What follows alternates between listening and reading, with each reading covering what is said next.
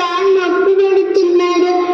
నంది ఇంకా నడవడం నా వల్ల కాదు.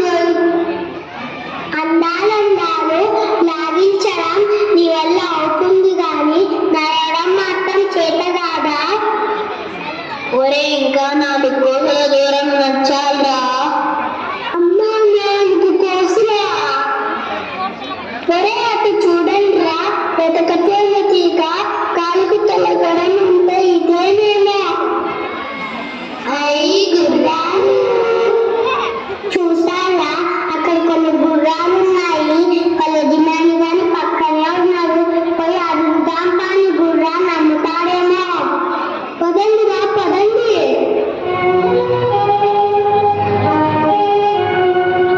ఒరే ఆగండి రా. ఒరే అటు చూడండి రా, గుర్రంతో పాటి గుర్రం గుడ్డు ఉంది. అవునే గుర్రం గుడ్డు ఎంత బాగున్నాయి చూడండి రా. అవునే గుర్రం కంటే గుర్రం గుడ్డే చౌకగా వస్తుంది కదా. పైగా మనకి గుర్రం నాణ్యత చూడదన్నా సరిగ్గా రాదు కదరా. గుర్రం గుడ్డు కొనడం మంచిది కదరా.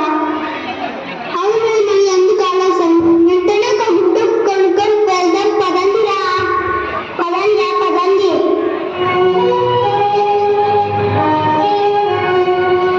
ఏంటి సాములు అందరూ ఇట్టా వచ్చారు? ఏం లేదు, మా గురువు గారికి ఒక గుర్రాన్ని బహుమతిగా ఇవ్వాలనుకున్నాం. కానీ గుర్రం కన్నా గుర్రం గుడ్డు కొనడమే మంచిది అనుకున్నాం. మేమేం వెర్రివాళ్ళం కాదు. నువ్వు ధరకు చెప్తే గుడ్డు కొనుక్కోకుండా వెళ్ళిపోతాం. కాబట్టి ఇందరితో ఖచ్చితంగా చెప్పు. ఓహో, ఈ గుమ్మడికాయని చూసి గుర్రం గుడ్డు అనుకుంటున్నారు ఈ ఏది బాబులోళ్ళు. వీళ్ళను బాగా బోల్తా కొట్టించొచ్చు. ఏంటి ఆలోచిస్తున్నావు? మమ్మల్ని ఎలా మోసం చేయాలని మేమంత సులువుగా మోసపోం. అయ్యయ్యో, ఎంత మాట అయ్యవాడు. గుర్రానికి బదులు గుర్రం గుడ్డు కొనుకెళ్ళాలన్నా నీ తెలివి చూసి ఇంత గొప్ప మేధావులెదుట ఎలా మాట్లాడాలో తెలియక కొంచెం తికమక పడుతున్నానంతే. చూసారా మనం ఎంత మేధావులమో అతనికి బాగా అర్థమైంది. అవును రోయ్, చెప్పు ధరేంద్రమంటావు? నీకు తెలియదేముంది సాములు.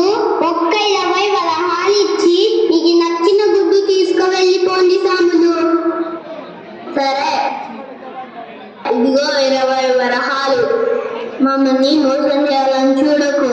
నువ్వు ఒక అందమైన గుడ్డు తీసేము, సరేనా? సరే అయ్యవాడు.